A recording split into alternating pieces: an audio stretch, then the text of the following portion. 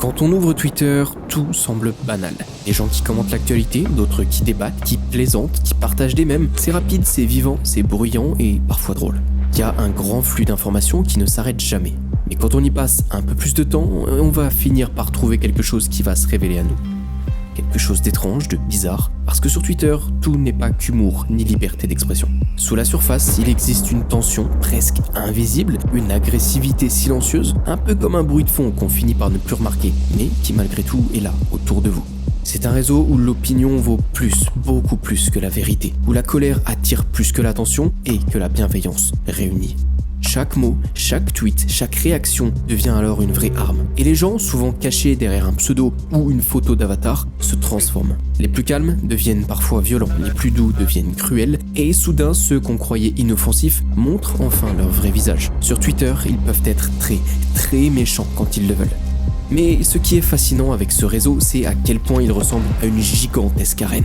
Un espace où tout le monde crie en même temps, où personne n'écoute vraiment, mais où chacun veut absolument avoir raison. Une phrase suffit à déclencher une vraie tempête. Il suffit d'un mot mal interprété et vous pouvez devenir la cible de milliers de messages de haine en un instant. C'est un peu comme un jeu cruel où l'indignation est devenue un vrai divertissement. Les gens vont faire ça pour s'amuser, pour se moquer et sans penser aux répercussions qu'il y a derrière. Mais vraiment, pas du tout. Et le pire dans tout ça, c'est que ceux qui en souffrent, ceux qui sont touchés directement, ils disparaissent tout simplement dans un silence numérique, un peu comme s'ils étaient oubliés du jour au lendemain, un peu comme s'ils n'avaient jamais existé. Mais après tout, cette plateforme n'est pas seulement de la colère, c'est aussi un endroit mystérieux, imprévisible, où naissent des mouvements, des théories, des énigmes. C'est un champ de bataille pour plusieurs événements dans le monde en même temps, comme par exemple l'affaire Cicada, où un simple tweet peut devenir le point de départ d'une chasse mondiale, un scandale ou d'une tragédie.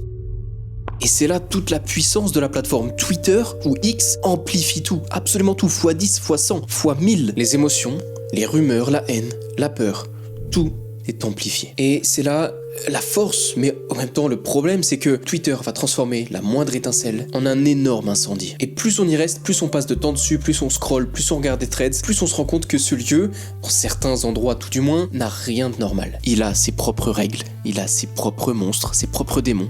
Il a ses propres ombres. Certains disent que Twitter, c'est juste Internet. Mais non, loin de là. Twitter, c'est beaucoup plus qu'un simple réseau social. Et là, si vous vous demandez un petit peu où je veux en venir, Twitter c'est une expérience humaine, brute, sans filtre, où le meilleur et le pire coexistent en permanence, entremêlés l'un et l'autre. C'est un miroir déformé du monde réel où chaque tweet, chaque mot, chaque émotion finira toujours, invraisemblablement, par laisser une trace. Et une fois que vous l'avez vu sous cet angle, je suis désolé, mais c'est difficile de le regarder comme avant. Salut, avant de vous présenter la vidéo les amis, j'ai une toute petite devinette pour vous. À votre avis, qu'est-ce qui est le plus confortable entre cet oreiller tout pourri que j'ai eu gratuitement en achetant mon sofa et ce magnifique oreiller Nuage Elite élu produit de l'année 2025 par les consommateurs français de la marque Emma. Il n'y a aucun point commun entre les deux en fait. Ça, c'est Emma qui me l'a envoyé, je dors avec depuis bientôt 3 mois, 2 mois et demi, c'est juste trop confortable. Et du coup, voilà, petite transition sympathique pour vous dire que cette vidéo est sponsorisée par Emma. C'est parti, venez avec moi, je vous en parle un peu plus. Alors voilà, il faut savoir que Emma, c'est pas seulement des matelas ou des oreillers, c'est carrément une nouvelle façon de dormir. Ils sont innovants, ils ont des produits qui sont vraiment hyper confortables et pour en avoir fait l'expérience, je peux vous dire qu'une bonne nuit de sommeil, ça vaut tout l'or du monde. Par exemple, il y a ce matelas-là, je vous montre une photo. Il a été élu meilleur choix par l'EFC Que Choisir, c'est le matelas original 2. Il y a aussi les fameux oreillers Nuage Elite que je suis en train de remettre ma belle housse, d'ailleurs, terracotta. Emma aussi, magnifique, très confortable. Ah oui aussi, il y a un truc de fou que je prévois de tester. D'ailleurs, si vous connaissez, dites-le moi dans les commentaires, c'est des couvertures lestées. J'ai vu qu'ils en faisaient il y a, je crois, 7 kg et 12 kg et demi, un truc comme ça. J'ai trop envie de tester, apparemment tu dors bien. Ça aide à diminuer le stress et ça favorise un sommeil profond. Et en ce moment les amis, c'est le Black Friday 2025 du 30 octobre au 1er décembre. Vous avez 50% sur beaucoup d'articles du site emma.fr. Allez-y. Et en plus, vous avez 10% supplémentaire avec le code PEUR2. Vraiment, si vous voulez bien dormir, si vous voulez vous offrir des petites nuits tranquilles, c'est le moment parfait. En plus, vous avez 100 nuits d'essai, c'est-à-dire que vous le recevez, vous avez 100 nuits pour l'essayer. Donc autant dire que vous savez à quoi vous avez affaire. 10 ans de garantie. Ça s'adapte à tous et vous pouvez payer en 3 à 4 fois. Bref, je vous mets tous les détails sous la description comme d'habitude. Regardez le premier commentaire épinglé, regardez. Merci à Emma et puis merci à vous. Let's go. le racisme, la toxicité et la misogynie. Pour commencer, Twitter a toujours été présenté comme un espace de liberté d'expression. C'est ce qu'il voulait en créant Twitter. Un endroit où chacun peut dire ce qu'il pense, débattre, s'informer, mais derrière cette façade d'ouverture se cache un côté bien plus sombre, bien trop sombre. Un océan de racisme, un océan de misogynie et de toxicité, qui gangrène les conversations, les tendances et même les mouvements les plus militants. Chaque jour, des milliers de tweets deviennent des armes. Tout simplement, ça devient des armes. Parce que c'est fort, ça frappe, ça fait mal. Et donc, ce sont des vraies armes numériques. Des petites épées numériques qui tiennent sur quelques centaines de caractères. Les utilisateurs qui emploient la plateforme de la mauvaise manière, ils ne cherchent pas à écrire, ils ne cherchent pas à communiquer, ils ne cherchent pas à échanger. Ils cherchent à une chose, à blesser. Et du coup, c'est comme ça qu'il y a des petits groupuscules qui se créent. Certains utilisateurs, ils vont se mettre ensemble, ils vont se mêler dans le seul but de blesser, de faire du mal à ceux qu'ils jugent différents ou inférieurs, si on peut dire ça comme ça. Et d'ailleurs, il est pas rare que ce genre de post soit retweeté encore, et que ça entraîne une traction. Ils sont applaudis pour certaines personnes, et ces personnes qui font du mal, ça passe presque parfois pour des héros. Allez, prenons par exemple un tweet qui a circulé massivement sous le hashtag Black Twitter. Les gens disaient « J'en ai marre de voir les noirs se plaindre du racisme. Travaillez juste plus dur, comme tout le monde. » C'est un message court, brutal, quelques mots, quelques caractères, quelques pixels, partagé plus de 20 000 fois avant d'être supprimé. Alors que ça n'aurait même pas dû exister à la base. Ce genre de publication illustre parfaitement comment une opinion banalisée peut servir à légitimer un système discriminatoire. C'est pas une insulte directe, c'est bien pire que ça. C'est une façon de nier la réalité d'un problème structurel. Et par exemple aussi sous d'autres hashtags, parce que ça c'est vraiment un grain de sable parmi tout ce que j'ai pu trouver, les attaques deviennent bien plus explicites. Comme celui-là qui dit que si les femmes ne veulent pas être harcelées en ligne, elles n'ont qu'à arrêter de poster des photos d'elles, des selfies. Voilà, par exemple, ce tweet typique de discours les plus misogynes que j'ai pu lire sur la plateforme déplace la faute vers la victime. Et ce tweet a été relayé par beaucoup de comptes masculins qui ont amplifié le message qui est très mauvais à la base. Enfin, en tout cas, une personne saine d'esprit pourrait confirmer que ça n'a rien de bien et de normal de mettre ça en place. Malgré tout, le message a été relayé, amplifié, retweeté, partagé et accepté par beaucoup de personnes. Et une simple photo peut déclencher une avalanche de commentaires négatifs, de personnes qui vont aller piquer cette autre personne, de commentaires dégradants. Et oui, ça fait mal, tout simplement. Et souvent, le plus souvent, la plateforme ne va réagir, si elle réagit tout court, qu'après des centaines de signalements. Et ces centaines de signalements, ils peuvent arriver après des centaines de milliers de vues. Donc, trop tard. Ou encore parfois la misogynie et ses formes de toxicité s'expriment souvent sous la forme de blagues. Je cite « Les femmes ne sont pas drôles, c'est pour ça qu'elles pleurent au lieu de faire des blagues ». Ok, c'est une phrase qui peut sembler légère, presque humoristique par certains, mais qui en vérité entretient une vraie hiérarchie implicite, celle d'une supériorité masculine, et ça ne devrait pas exister. Des millions d'hommes se retrouvent dans ces tweets et rient ensemble, banalisent ce qu'ils viennent de lire, et finissent par normaliser un tel discours méprisant. Et vous savez, je prends pas souvent position, ça m'intéresse pas et j'ai pas envie de faire ça, donc loin de moi l'idée de vouloir me mêler à ces débats de qui est supérieur à qui, mais le but ici, c'est simplement de vous montrer comment certaines personnes, certains hommes, pour ce cas bien précis, et on va les appeler malhonnêtes parce que c'est un petit peu ce qu'ils font, utilisent ce genre de tweet, ce genre de message, ce genre de communication pour aller blesser d'autres personnes. Et ils profitent de deux choses. Premièrement, l'effet de masse qui amplifie leur message, qui amplifie leur confiance en soi. Et deuxièmement, le fait d'être bien caché derrière leur écran, derrière leur téléphone. Alors oui, ça a fait pousser des ailes, mais derrière, ils en coupent combien des ailes? Et puis il y a la toxicité ordinaire, plus classique, plus banale. Celle qui ne vise personne en particulier, mais qui empoisonne tout le monde. Des tweets passifs-agressifs, des débats transformés en champ de bataille, des insultes déguisées en opinion, comme par exemple ce post. Tout le monde ici se croit expert, vous êtes juste des losers avec du wifi. Ce ton cynique où on se moque des autres ouvertement, c'est devenu la norme sur Twitter. Ça crée une atmosphère de méfiance, où malheureusement chaque mot peut être tourné contre vous, où la bienveillance paraît suspecte. Et le problème, c'est que cette culture de la cruauté finit par avoir toujours des conséquences réelles. Plusieurs études ont d'ailleurs montré que les utilisateurs, ceux qui étaient le plus exposés à la haine en ligne, ont tous développé une certaine forme d'anxiété, soit de la paranoïa ou même parfois des troubles du sommeil. Certaines personnes quittent la plateforme définitivement, d'autres finissent par intérioriser la violence qu'elles subissent, mais dans tous les cas, il y a des conséquences. Un ancien utilisateur a témoigné qu'après des mois à lire des messages comme « Va te suicider », simplement parce qu'il soutenait le féminisme, avait fini par supprimer son compte et disparaître à tout jamais, écrasé par le poids de ses quelques pixels sur son téléphone. Il dit, je cite, « C'était comme échapper à une zone de guerre ». Twitter, à l'origine, est conçu pour connecter les gens. Eh bien, avec le temps, ça s'est transformé, aujourd'hui, pour beaucoup, en un espace de confrontation permanente. Un miroir qui déforme la société, où les pires instincts s'expriment sans frein, sans limite, derrière leur petit écran de téléphone.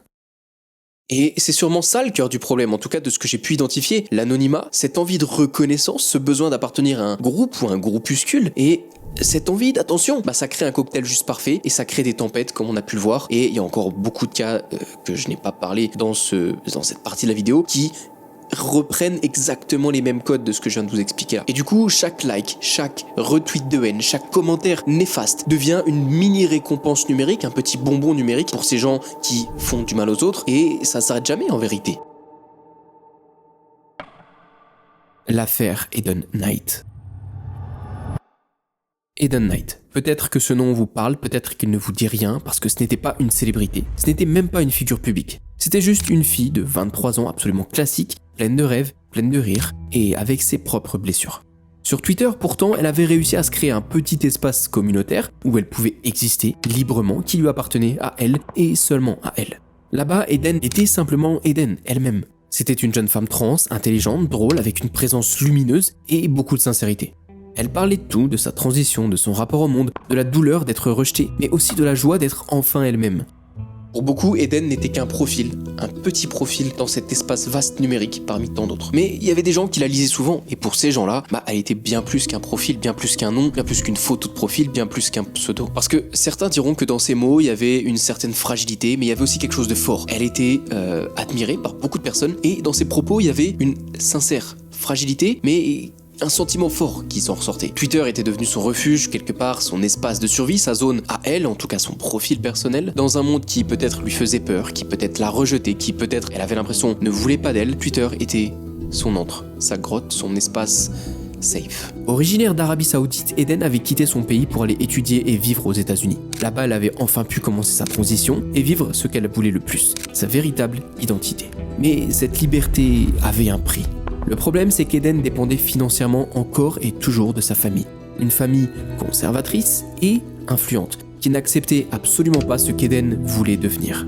Et un jour, tout s'est écroulé. Sa famille a coupé, d'un coup, tout soutien financier, la laissant toute seule, sans ressources, sans logement et dans un pays étranger.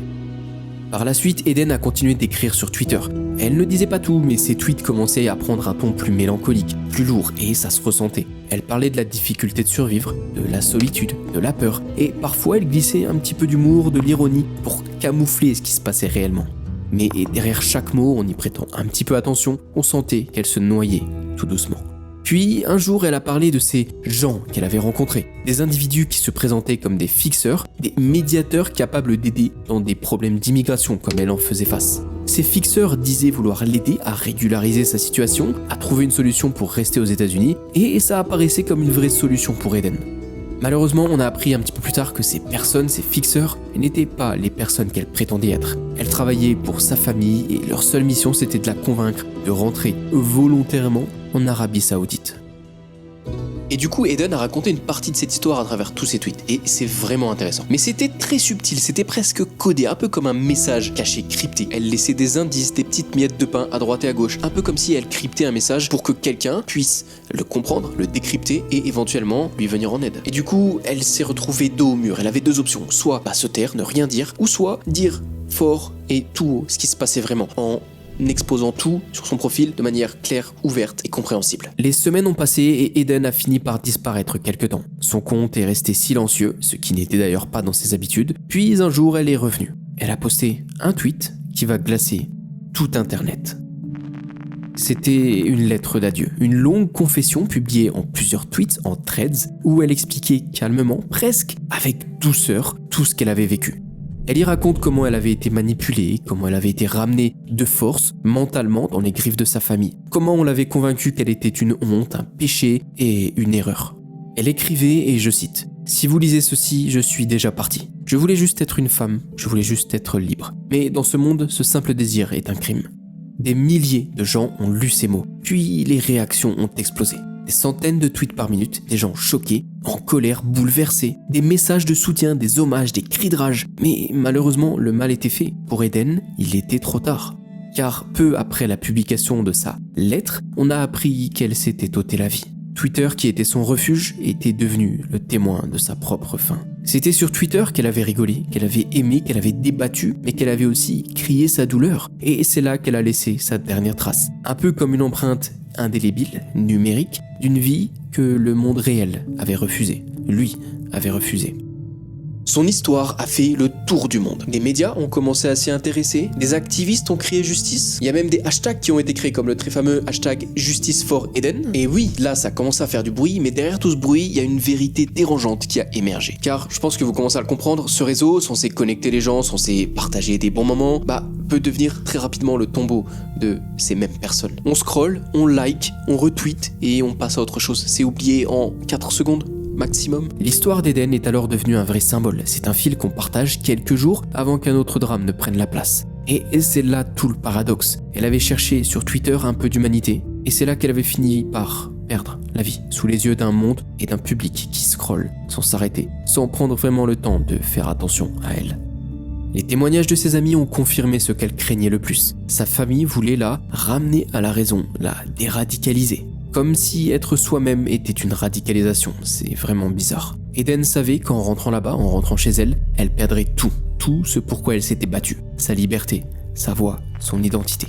Elle l'a même dit elle-même dans un de ses derniers messages. Ils peuvent être très méchants quand ils le veulent. Vous voyez cette phrase, elle est courte, elle est impactante, elle est froide, elle est presque cruelle, mais d'un côté, elle est presque anodine. Eh bien, elle résonne encore comme un avertissement. Parce qu'à ce moment-là, elle n'était pas seulement en train de parler de sa famille, elle parlait de tout le système. Dans ce monde où une fille comme elle, Eden, ne pouvait exister qu'à travers son profil, à travers une photo de profil, quelques caractères sur un petit écran de téléphone, son pseudonyme, et c'est tout. Aujourd'hui, il ne reste de la mémoire d'Eden que quelques captures d'écran, des threads, des tweets archivés, des fragments numériques d'une vie brisée, et c'est peut-être ça le plus effrayant. Voir comment une existence, une vraie personne, avec un cœur qui bat, peut en entier se résumer à quelques posts, quelques phrases qui vont vite se perdre dans le flot d'un réseau qui oublie tout et tout le monde dès le lendemain. Eden Knight n'était pas un personnage de fiction, c'était une personne bien réelle, bien vraie, bien humaine, une jeune femme qui a aimé, qui a souffert et qui a espéré. Elle a trouvé sur Twitter une vraie communauté, un semblant de chaleur, mais elle a aussi trouvé le miroir cruel de son isolement. Et au fond, son histoire résume parfaitement le côté sombre du monde en ligne. Un endroit où tout le monde parle, mais où personne n'écoute vraiment. Car au final, Twitter lui a permis d'exister, mais c'est aussi là qu'elle a disparu. L'affaire Takahiro Shiraishi. En 2017, le Japon découvre l'une des affaires les plus terrifiantes de son histoire moderne. 9 corps, découpés, dissimulés dans des boîtes à congélation, dans un petit appartement de la banlieue de Tokyo. L'homme qui vivait là s'appelait Takahiro Shiraishi. Sur internet, il se fera très rapidement surnommer le Twitter Killer.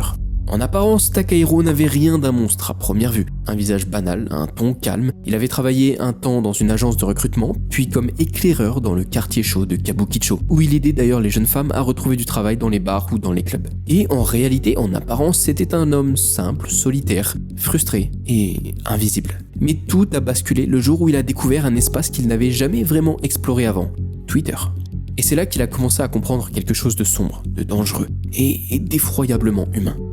Vous l'avez remarqué, Twitter c'est un endroit où les gens parlent d'absolument tout, avec trop peu de modération, et évidemment, comme partout, parmi ces gens, il y en a beaucoup qui souffrent en silence. Malheureusement, il y a ceux aussi qui tweetent leur envie d'en finir de manière presque drôle, ils rigolent avec ça, sans savoir que les gens qui vont liker et retweeter, ne l'ont pas pris au sérieux, mais les gens qui l'ont écrit, eux, étaient très sérieux. Et c'est comme ça que Shiraishi a créé plusieurs comptes, sous des faux noms à chaque fois. Des profils qui semblaient bienveillants, qui semblaient à l'écoute. Il se présentait comme un homme qui comprenait la douleur des autres, quelqu'un qui ne jugeait pas, et c'est ainsi qu'il a commencé à contacter des jeunes femmes dépressives, isolées, souvent mineures, qui avaient clairement besoin d'aide. La plupart d'entre elles avaient écrit des messages désespérés, par exemple « Je veux mourir », tout simplement, ou « Je cherche quelqu'un pour partir avec moi ». Évidemment, on est sur Twitter, alors ces phrases se perdent au milieu du bruit, comme je vous l'ai déjà dit, mais elles étaient bien là, elles étaient bel et bien présentes, et il y avait bel et bien une personne qui avait écrit ces phrases.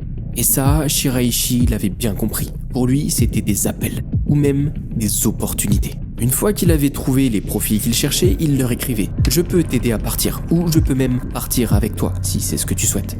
Beaucoup, au début, évidemment, pensaient qu'il plaisantait. D'autres, dans leur désespoir, y ont cru. Il leur promettait de les écouter, de ne pas les juger, de leur offrir un endroit sûr pour faire ce que certaines avait envie de faire. Et c'est comme ça que tout doucement, il les invitait chez lui dans son petit appartement à Zama, au sud de Tokyo. Là-bas, il les accueillait, il leur parlait, il leur donnait parfois même à boire, puis il les étranglait. 9 victimes, âgées de 15 à 26 ans, toutes retrouvées, découpées, leurs restes conservés dans des glacières. Et le pire dans tout ça, c'est que la police ne l'arrêtait que par pur hasard. Tout est parti d'un frère inquiet qui avait réussi à retrouver un échange Twitter entre sa sœur disparue et Shiraishi. Il a fait le lien et cet indice a conduit les enquêteurs jusqu'à son appartement. Quand ils ont ouvert la porte, l'odeur de mort était insoutenable. Il y avait des os, il y avait des têtes, des morceaux de chair rangés sur les étagères un peu comme des objets. Et au milieu de tout ça, Takahiro, calme, presque indifférent, glacial, qui a simplement dit « Oui, c'est moi ». Durant les interrogatoires, il a tout avoué, mais vraiment en poker face, sans aucune émotion. Il a même dit qu'il prenait des vies non pas pour s'amuser, non pas pour prendre une revanche, mais par pur pragmatisme. Elles voulaient perdre leur vie, donc je les ai aidées. C'est comme ça qu'il amenait la chose. Mais évidemment, rapidement, les gens ont découvert qu'il mentait sur toute la ligne. Évidemment que certaines victimes n'étaient pas sérieuses, évidemment que certaines victimes ont voulu se rétracter, même si j'aime pas utiliser ce terme-là, au dernier moment. Mais lui, il s'en fichait, il avait une victime, un objectif, une mission et il l'accomplissait à chaque fois. Ce qui rendait cette affaire encore plus terrifiante, c'était la façon dont elle révélait un des aspects les plus sombres de Twitter. Ce réseau, conçu pour connecter les gens, comme on a pu le voir jusque-là, est aussi devenu un refuge pour la douleur invisible de certaines personnes. Et c'est comme ça qu'on s'est rendu compte que des milliers de Japonais, mais on peut mettre ça à l'échelle mondiale, y expriment chaque jour leur solitude, leur dépression et leur envie de partir. Des tweets qui peuvent sembler très banals, qui ne seront même d'ailleurs probablement jamais lus par ceux qui pourraient aider ces personnes, mais qui par contre en revanche vont être lus par ceux qui vont pouvoir exploiter cette souffrance, un peu comme l'a fait Shiraishi lui-même. Lors de son procès, les familles ont décrit leur horreur en découvrant comment leur fille avait été retrouvée. Certaines mères ont dit avoir lu les tweets de leurs enfants après coup, et ces messages qu'elles n'avaient pas vus à temps. Shiraishi, quant à lui, restait impassible, froid, un peu comme si rien ne le concernait. En 2020, il a été condamné à mort et il n'a montré aucun signe de remords. Mais au-delà du crime, au-delà de l'acte odieux qu'il a fait, cette histoire laisse une cicatrice bien plus large, celle d'un monde numérique où la détresse devient publique, mais reste invisible. Takahiro Shiraishi a trouvé dans ce réseau l'endroit parfait pour chasser. Et dans le silence du web, il a transformé la souffrance des autres en un terrain, son terrain de chasse macabre. Le traumacore. Sur Twitter, il existe des coins que peu de gens connaissent. Des recoins où la douleur devient une langue, où la souffrance se transforme en image et où les blessures prennent la forme parfois d'un art numérique. Ce monde que je vous parle là, c'est celui du traumacore. C'est une communauté étrange, à la fois poétique et un petit peu dérangeante, où des milliers de personnes transforment leur traumatisme en fragments d'esthétique sombres mêlant tristesse, nostalgie et désespoir. Le traumacore, à l'origine, ça vient de Tumblr. C'est des collages flous, des phrases découpées comme des cicatrices. I miss being a kid, nobody looked for me, I wish I'd disappeared quietly. Ce genre de phrases. Et clairement, ces images, elles disaient ce que les mots seuls ne pouvaient pas exprimer. Mais quand le mouvement a quitté Tumblr pour arriver sur Twitter, quelque chose a changé. L'intime est devenu beaucoup plus public tout d'un coup. Sur Twitter, ces images sont partout, perdues dans des flux infinis de posts et en très très grand nombre. Des photos d'enfants, parfois floues, parfois non, des peluches abandonnées dans une chambre vide, des mains qui tremblent sous une lumière blafarde, des phrases écrites en lettres minuscules, sans majuscules, sans ponctuation, qui disent « Je veux juste rentrer à la maison, je ne sais pas ce qui m'y attend ». Il a dit que ça ne faisait pas mal si je ne pleurais pas. Parfois, j'espère que je ne me souviendrai de rien.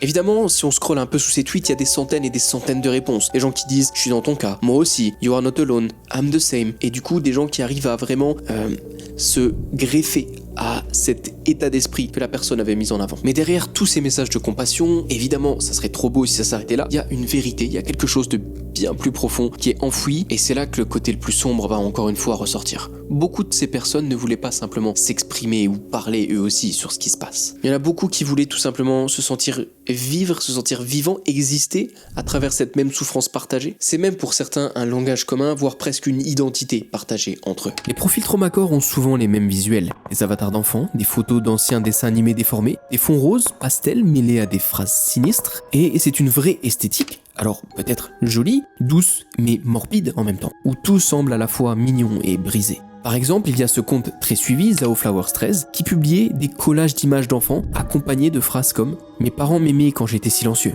Il y a d'autres comptes comme par exemple celui-ci qui publie chaque jour des pensées confuses, parfois, encore une fois je le répète, poétiques, mais toujours un peu glaçantes. Ce genre de photos, ce genre de phrases et de posts sont partagés et relayés des milliers de fois. Et ça a créé une sorte de sous-culture. Certains s'y retrouvent, d'autres s'y perdent. Et pour beaucoup, le traumacore, c'est devenu un vrai moyen de survivre. Évidemment, dire ce qu'on ne peut pas raconter dans la vraie vie, pour certaines personnes, il y en a besoin, ça fait du bien. Exister dans un espace où la douleur est comprise, où la honte disparaît, mais le problème il est là, c'est que certains y voient un vrai piège. Pour certaines personnes, ça devient un cercle où les gens s'enferment les uns les autres dans une nostalgie de la souffrance. Et oui, j'ai retrouvé un témoignage anonyme d'une ancienne membre de cette communauté. Et elle dit, ok, au début, que le traumacore l'a complètement sauvée. C'était un endroit où elle se sentait écoutée, qu'elle se sentait pas jugée et qu'elle pouvait s'exprimer clairement sur ses besoins, sur ses problèmes, sans se sentir justement jugée par tout le reste de la communauté. Mais avec le temps, évidemment, quelque chose a changé. Elle a commencé à croire que cette haine et cette douleur, c'est tout ce qui lui restait et du coup, c'est tout ce qu'elle incarnait. Elle s'est mise à penser que si elle guérissait, elle perdrait sa place au sein de cette communauté. Et c'est là, mesdames et messieurs, tout le paradoxe du traumacore sur Twitter. C'est en vérité au début un refuge, oui, je peux comprendre, je peux l'entendre, mais très rapidement ça se transforme en prison, en une véritable cage numérique où les gens se sentent bloqués. Et ce genre de témoignage y revient beaucoup. Et du coup, le fil d'actualité de tous ces gens devient une vraie succession de cris, de douleurs étouffées, de souvenirs brisés, de mots laissés sans réponse. Et plus on descend dans ces hashtags traumacore, plus on s'enfonce dedans, par exemple Vencore, Actually Traumatized, et plus on découvre un océan de détresse. Des milliers et des milliers de personnes qui parlent de leurs abus, de leurs enfances, de leurs crises mentales, parfois sans aucun filtre. Et comprenez-moi bien, les gens doivent appeler à l'aide et tout le monde a le droit d'avoir de l'aide. Mais le problème c'est Twitter. Twitter c'est pas un endroit conçu pour la guérison. L'algorithme ne comprend pas la souffrance. Il la montre, il la diffuse, il la récompense. Plus un tweet va être cru, dérangeant et sincère, et plus il va attirer l'attention. Et du coup, avec cette logique, dans ce cycle, beaucoup finissent par s'exposer de plus en plus, beaucoup finissent par chercher un regard, un like, une trace de validation et un peu d'attention. J'ai trouvé par exemple cet utilisateur qui a écrit « J'ai eu plus de likes sur le post où j'ai dit que je voulais mourir que sur celui où j'ai dit que j'allais mieux. C'est là que j'ai compris que les gens ne veulent pas la guérison, ils veulent la tragédie. » Et ça a tellement attiré de gens, ça a tellement fait grossir ce noyau que c'est devenu presque une esthétique quelque part. Et du coup, qui dit esthétique, eh bien malheureusement c'est devenu consommé par des gens qui à la base n'avaient aucun attrait ou aucun intérêt à aller dans ce genre d'endroit qui était entre guillemets destiné à la base à certaines personnes qui comprenaient vraiment ce que c'était que le traumacore, qui devait rester un petit noyau comme les créateurs voulaient que ce soit le cas, mais qui a tellement grossi, a tellement pris d'ampleur que c'est devenu un vrai mouvement, un style. Et du coup, c'est comme ça qu'aujourd'hui les gens partagent des images de traumacore par vibe, par esthétique, juste parce que waouh, c'est trop classe, regardez. Mais le truc c'est que ces gens qui diffusent ces morceaux de vie, ils se rendent pas compte de l'impact. Et déjà, ils ne se rendent pas compte que à la base ça vient d'un vrai trauma, d'un vrai souci, d'une vraie douleur, mais surtout partager la douleur de quelqu'un d'autre comme ça a un impact qui peut être immense. Derrière certains de ces comptes se cachent des vraies histoires, des personnes victimes d'abus, des violences domestiques, des deuils ou de la négligence. D'autres sont juste des adolescents en quête d'identité qui se reconnaissent justement dans cette esthétique triste et parfois les deux mondes se croisent, s'entremêlent un peu trop et du coup c'est comme ça que de vraies douleurs et des esthétiques inspirées par celles-ci finissent par se confondre complètement. Je peux vous parler par exemple de cette fille qui a témoigné sur Reddit en disant ceci. Je me souviens d'avoir découvert un fil traumacore. C'était comme tomber dans un miroir. J'avais peur, mais je pouvais pas m'arrêter de le lire. C'était beau et horrible en même temps. Et c'est là toute la puissance du traumacore. Il attire parce qu'il est vrai, parce qu'il vient de quelque chose de réel, parce qu'il met des images sur ce que les gens cachent et que beaucoup d'autres personnes qui cachent en eux ces mêmes images, s'y attachent à celles des autres. Mais évidemment, c'est aussi ce qui le rend dangereux. Parce que malheureusement, de ce qu'on en lit, de ce que j'ai vu, le traumacore ne guérit pas. Il ravive, il l'entretient, mais il ne guérit pas. Évidemment, Twitter a tenté à plusieurs reprises de limiter fortement certains hashtags liés à cette automutilation, au suicide ou aux abus. Mais le problème, c'est que le traumacore glisse entre les mailles. C'est pas de la provocation, c'est pas non plus une incitation directe à la mort, c'est plutôt une esthétique de la douleur. C'est une manière de dire « regardez ce que j'ai vécu ». Et dans un monde où tout le monde veut être vu, même la souffrance peut devenir une performance. Et du coup, certains comptes traumacore disparaissent du jour au lendemain, ils se font bannir. D'autres laissent un dernier message avant de se supprimer eux-mêmes. Et à chaque fois, dans 100% des cas, les messages et les réponses pleuvent.